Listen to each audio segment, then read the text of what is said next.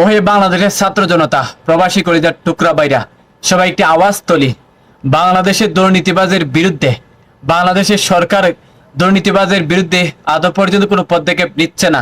তাই আমাদের দায়িত্ব, আমাদের কর্তব্য হচ্ছে প্রতিবাদ গড়ে তোলা, জনতার সামনে আমরা সেটা উপস্থাপনা করা। তাহলে দেরি কেন?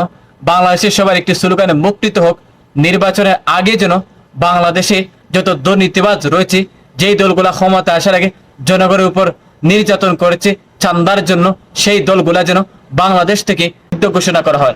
ফ্যাসিস্টবাদী সরকার হটে যাওয়ার পর আমরা একজন ট্রাক ড্রাইভারের কথা শুনতে পাচ্ছিলাম, যেটা ইতিমধ্যে ভাইরাল হচ্ছিল। তার মুখ থেকে এটা শুনছিলাম যে আজ থেকে বাংলাদেশে কোনো চান্দাবাজ নেই। বাংলাদেশে যারা উপদেষ্টা রয়েছেন বা নেতা কর্মীরা আছেন, তারাও এরকম স্লোগান দিচ্ছেন, আজ থেকে বাংলাদেশ হবে চান্দা মুক্ত দেশ। তবে কেন বাংলাদেশের চান্দার জন্য বিএনপি নেতা কর্মীরা বাংলাদেশের জনগণের উপর নির্যাতন করেন?